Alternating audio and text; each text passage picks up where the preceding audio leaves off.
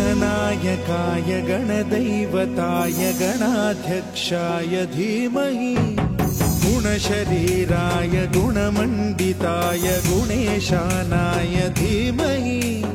गुणातीताय गुणाधीशाय गुणप्रविष्टाय धीमहि